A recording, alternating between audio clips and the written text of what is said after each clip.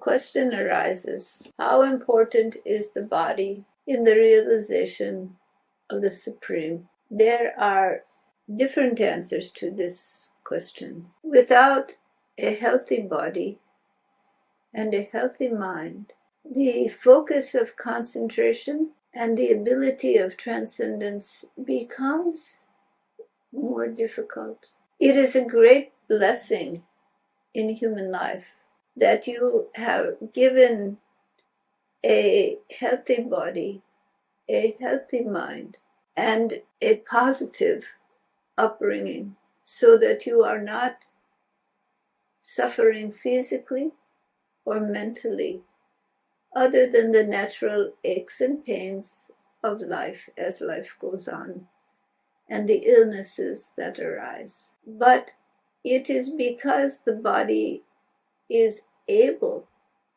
to do sadhana and the mind is able to do sadhana that you are able to realize the unitary wholeness of being.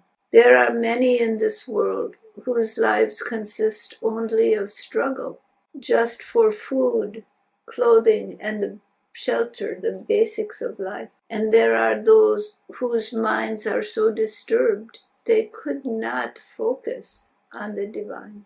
Because you have these gifts, you are able to use the capacities of body and mind to realize your humanity, the depths of your humanity, and there find your connection to the truth of your own being, the divine source of all that is. It is the speciality of human beings to be able to reflect upon their own existence, to ask, who am I? What is this life of mine? This ability of self-reflection is what sets human beings apart from the animal kingdom.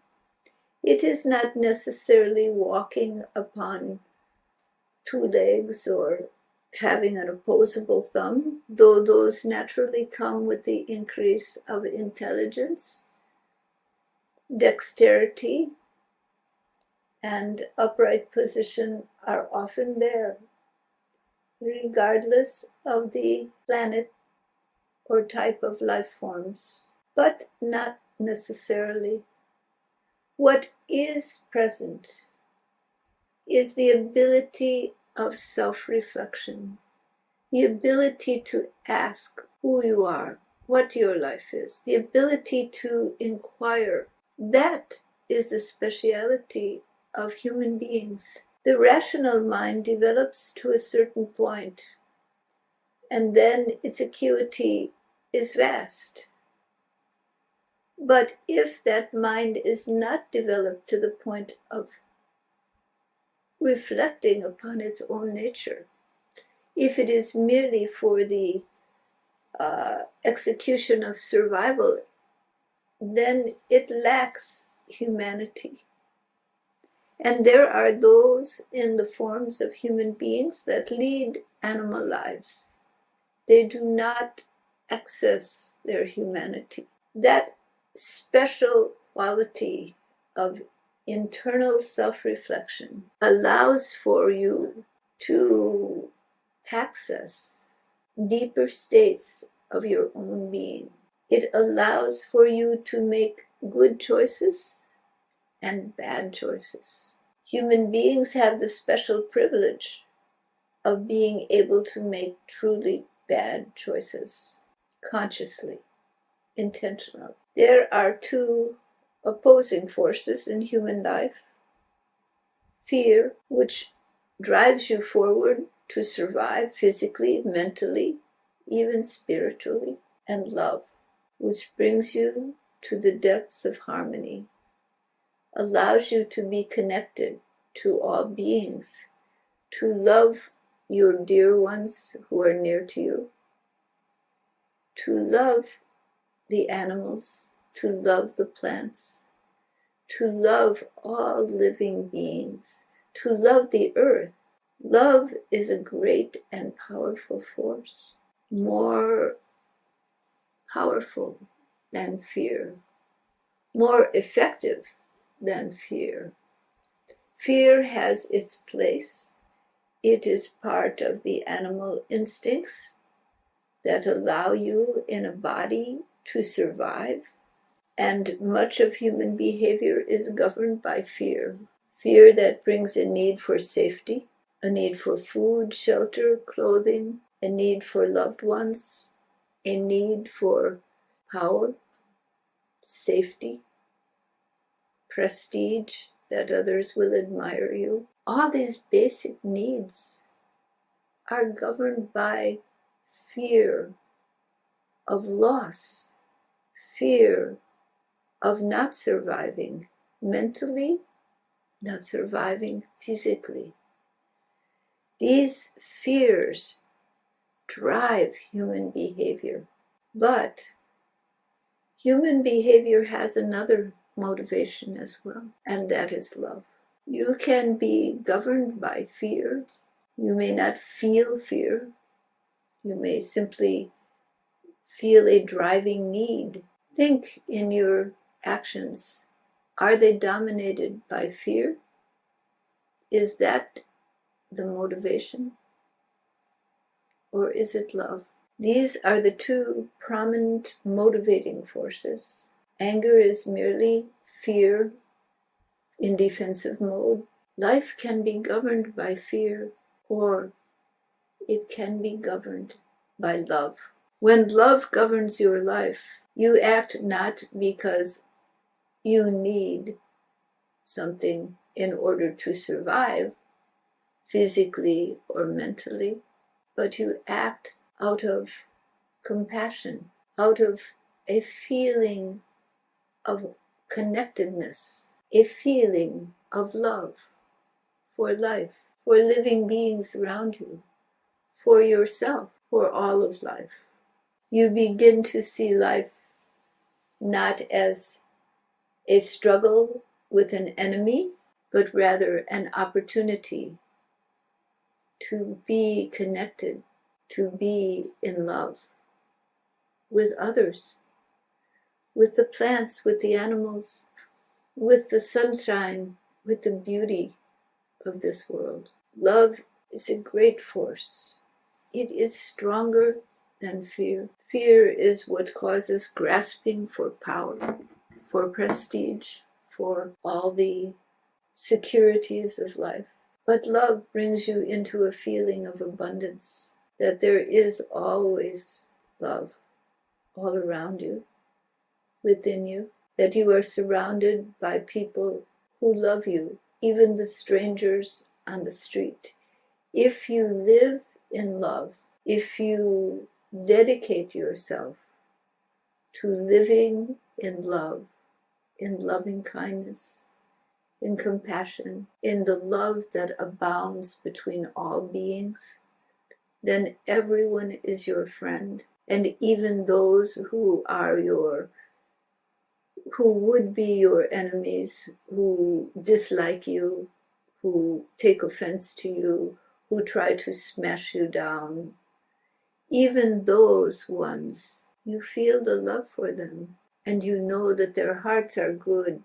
Even those who would harm humanity, you realize it is pain and fear which drives them, and you have a deep love for their being, though you do not approve of their action, though you may take action to stop the harm they are doing, still it is out of love, not fear. If you fear the actions they are doing, and you take your action to stop that which you fear, then again you are acting out of fear.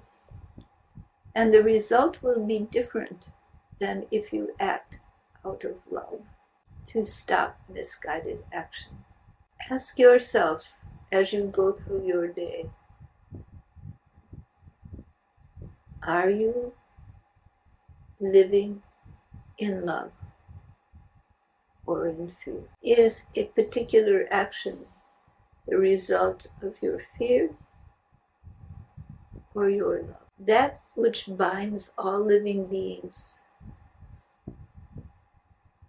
is a love that has no boundaries, that is unconditional. This is the grace of the infinite. This is the grace of the one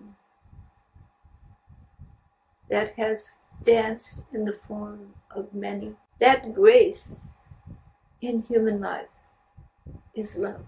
That grace binds you to the one. As you walk more and more in love for all beings, you begin to walk in the footsteps of your divine Father, your divine Mother, that one who is the source of all. For that one has only one motivation, that all beings should return to that eternal source, that love, unbound and unconditional. Take the hearts and minds of living beings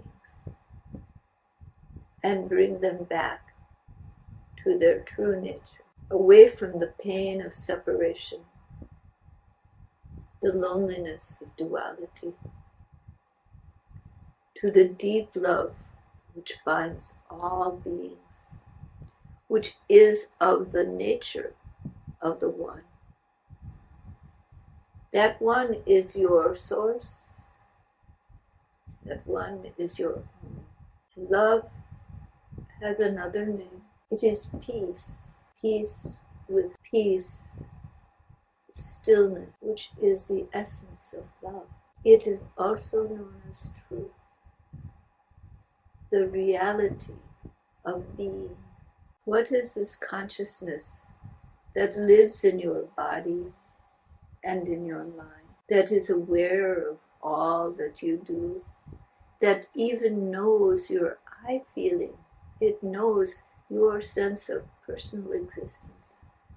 What is this aware intelligence? What is its nature? The Atman, the aware intelligence that knows your existence, is no different than the Paramatma. That self-aware consciousness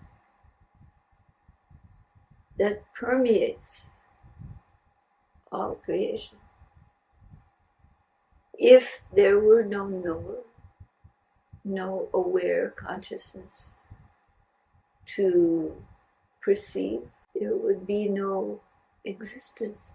All lies within the preview of the knower, of the one self-aware being. And what is that self-aware being? That is the love which never ends. That is the love which always is, a unitary wholeness of being, in which all of creation hangs.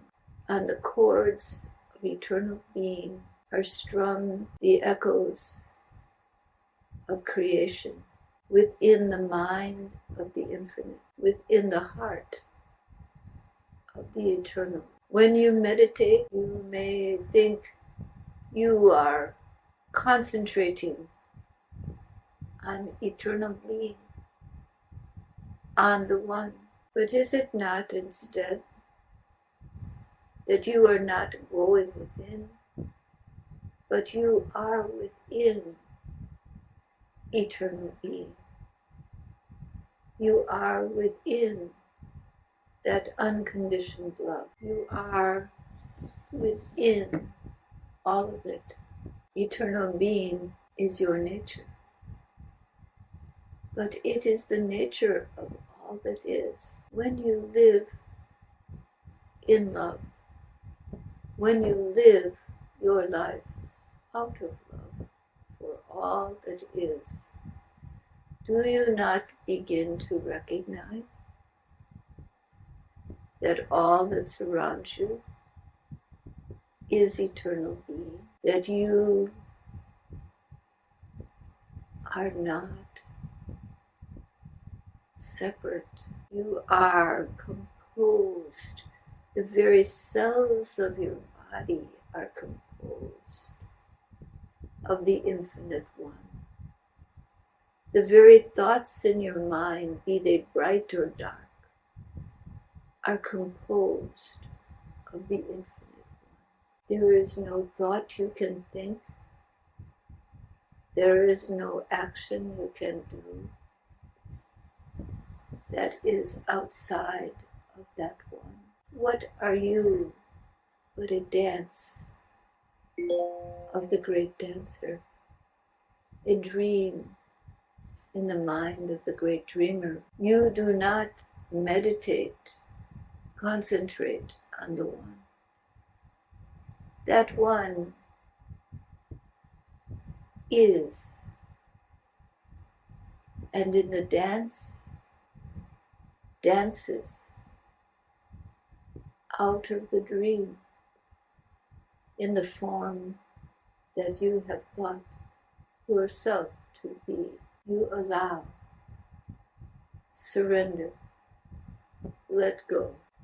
That Infinite One does not ask your permission.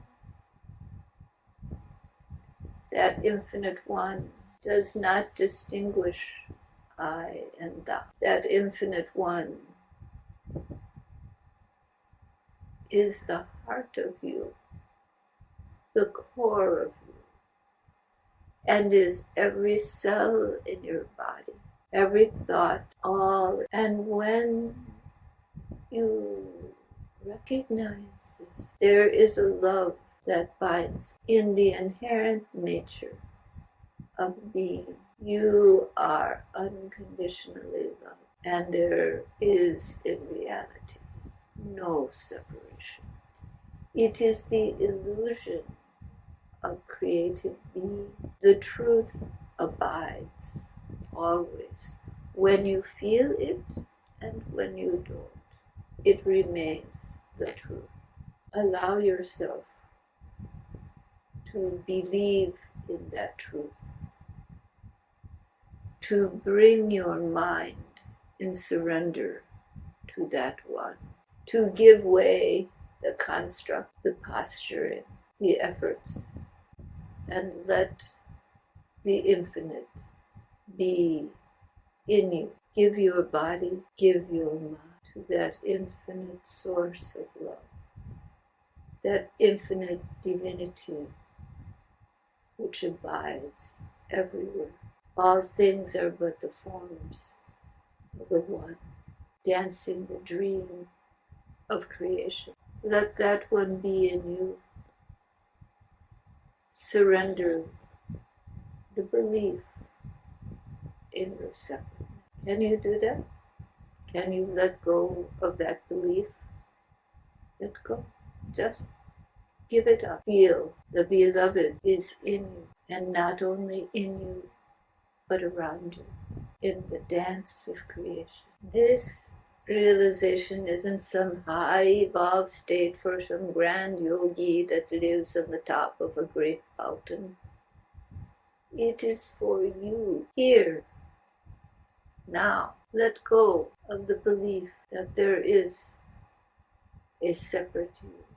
Feel the infinite one, the grace of that love permeate you, permeate your being. Surrender your beliefs, your construct, your ego self. It's not hard. Just let it go. Lord, I am yours. Drop it.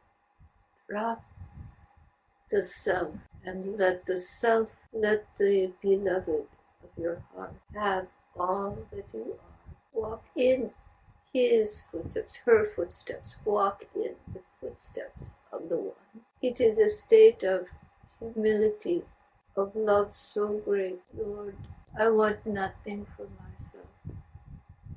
All that I have belongs to you. This is the state of being. There is no other, no excuse not to do it. And do it now. Forget all the ages of having to wait, purify everything to be perfect. Simply give to that. Surrender all. Let go of all that you have held to as you offer it at the lotus feet of the infinite. Truly offer. Let it go. Let that one be your sublime. You exist within the dream of this one. You are the creation of your beloved. The beloved is not the creation of you. It's the other way around. You are the creation of the beloved. Everything about you is made of that one. All right?